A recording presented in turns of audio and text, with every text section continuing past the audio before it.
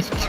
수백억대 자산가라 불렸던 그를 부르는 이름은 다양했습니다. 한 언론사의 부회장이자 3대3 농구위원회 회장으로도 불렸고 수산업 관련 회사의 대표이기도 합니다. 뭐 맨날 밥 사주고지 술 사주지 그러니까. 가짜 수산업자와 뉴스 앵커. 그때 박지원 의원님을 조선호텔에서 뵀었거든요. 이가연 중앙일보 그분도 홍준표 의원님도 갔어요. 저희가 엄성서 뱅크다. TV조선 거침없는 진행으로 인지도가 높은 앵커였습니다. 아가씨 많이 나온 날은 뭐 10명도 들어올 때도 있고 뭐 5명 들어올 때도 있고 마음에 드는 사람 이렇게 초이스를 했어요. 술자리가 끝이 아니었습니다. 2차도 많이 갔어요. 김 씨가 3대3 농구위원회 회장에 취임하자 엄앵커는 행사에 참석해 직접 축사를 했습니다. 회장직 이전과 회장직 이후로 나뉠 거라고 감히 단언 말씀드립니다. 엄앵커는 금품 수수 혐의로 조사를 받았습니다. 일각에선 성접대 받았다는 의혹도 얘기했는데 혹시 관련 해명해 줄 수 있을까요? 은밀하게 풀빌라를 잡고 술을 마시다가 이제 엄성섭 앵커가 파트너하고 빈 방으로 들어가서 하룻밤 숙박료가 100만 원을 호가하는 고급 풀빌라. 이곳에서 엄앵커에게 성접대를 했다는 시점은 2019년. 성접대를 폭로한 제보자 역시 그 현장에 있었다고 했습니다. 전혀 사실이 아니며 관련 보도에 대해 법적 대응 중이란 그는 수십 척 배를 가진 손주이자 큰 돈을 벌었다고 했습니다. 아들 사칭이요? 김 씨의 공식 직함은 불임물산 대표이사. 명함 속 주소로 찾아갔습니다. 해당 주소에 있는 것이라곤 낡고 허름한 집 한 채. 법률사무소 사무장이라는 명함을 저한테 주더라고요. 그 당시에 제가 결혼을 앞두고 있었는데 전세 자금이었어요. 무조건 결혼 전까지는 해주겠다. 수익 나게 해주겠다 해서 1억 800 정도? 김 씨는 사기죄로 1년 7개월 동안 수감 생활을 했습니다. 다시 나온 건 2017년. 출소한 지 반년 만에 김 씨는 슈퍼카와 명품으로 치장했습니다. 김 씨가 만난 특별한 인연 덕분입니다. 언론사 대표이자 교수를 역임했던 송모 씨였습니다. 전 월간조선 기자이자 취재팀장이었던 그는 쫑을 여럿 터뜨리기도 했던 인물이었습니다. 그런데 2016년 총선에 출마했다가 선거법 위반으로 실형을 살게 됩니다.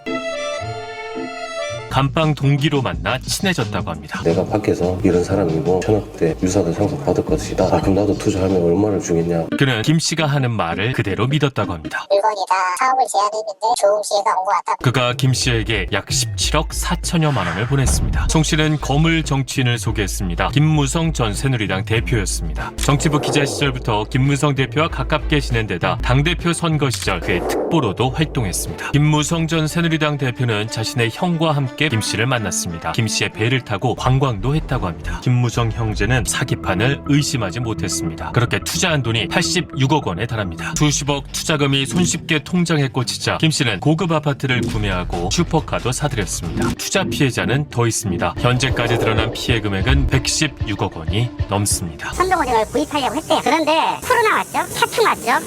타이밍을 놓쳤대요. 김 씨의 수중에는 돈이 거의 남아있지 않습니다. 금품, 향응, 성접대와 같은 불법적인 로비를 펼쳤는데도 그의 접대를 거부한 사람이 많지 않았다는 겁니다. 법의 수호자인 대한민국 검찰과 언론 역시 마찬가지였습니다. 의외의 인물이 등장했습니다. 박영수 전 특검입니다. 박영수 전 특검에게 가짜 수산업자 김 씨를 소개한 사람도 홍 전 기자였습니다. 두 사람은 같은 사립대 교수로 재직했습니다. 박영수 변호사가 김 씨로부터 고급차를 무상으로 빌렸다는 의혹을 받고 있습니다. 1억 5천여만 원에 이르는 차였습니다. 본인은 이미 비용을 지불했기 때문에 청탁금지법 위반이 아니라는 입장입니다. 이방현 검사. 지역에 있는 사업가를 연결시켜준 것은 검사가 자기가 술 먹고 싶거나 아니면 후배들을 술 사줘야 될 때 그 사업가를 가서 앉히면 되는 거 아닙니까? 그런 사람들을 이렇게 연결시켜주는 게 관행으로 아직도 검사들 사이에서 남아있는 것인지. 김 씨가 특별히 이 검사에게 수시로 제공했던 서비스가 있었다고 합니다. 이게 아마 이광훈 부장님이 서울같은 이 검사가 고급 렌터카를 개인 용도로 이용한 것은 수차례에 이른다고 합니다. 한 10대번은 된 것 같은데 렌트카 비용은 안 줬죠. 저희가 기름까지 다 넣어서 줬으니까. 김 씨가 이방현 검사를 위해 마련한 특별 선물이 있었다고 합니다. 스위스 명품 시계였습니다. 원래 자기가 잠재적으로 범죄에 얽히고 형사 절차에 놓이게 될 위험이 있는 사람들은 검사 쪽으로 인맥을 넓히잖아요. 전형적인 거죠. 그래서 그 검사 인맥이 쓸모가 있는 것은 자기가 형사 절차에 놓이게 됐을 때도 있고 브로커의 역할을 할 때도 있어요. 이런저런 사람의 딜을 봐주는 주는 역할을 할 때도 있고 검사가 원하는 한밤의 유흥, 여행 용돈 이런 걸 주고 자기 편의를 취하는 거죠. 이방현 검사는 부장에서 부부장 검사로 강등 조치됐습니다. 각종 로비나 접대를 받은 이들 가운데 유독 언론인이 많습니다. TV조선의 엄성섭, TV조선 정운섭 기자는 대학원 학비까지 받았다는 의혹이 제기됐고 중앙일보 이가영 기자는 고가의 차량을 무상으로 빌린 혐의를 받고 있습니다. 조선일보 논설위원 이동훈입니다. 윤석열 대선 캠프 1호 영입 인사였던 이동훈 전 논설위원 열흘 만에 물러났습니다. 금품을 받은 사실이 뒤늦게 밝혀진 것입니다. 공작입니다. 정치 공작을 주장했습니다. 뒤에 골프채가 실려 있으니까 이동훈 의원이 드려라. 골프채 세트를 이동훈 전 논설위원에게 직접 전달했다고 증언했습니다. 300이 넘어간다고. 자신이 받은 건 중고 골프채였고 빌린 것이라고 주장했습니다. 금품을 받은 것으로 알려진 피의자는 모두 7명. 그들과 손을 잡는 건 의외로 쉬웠습니다.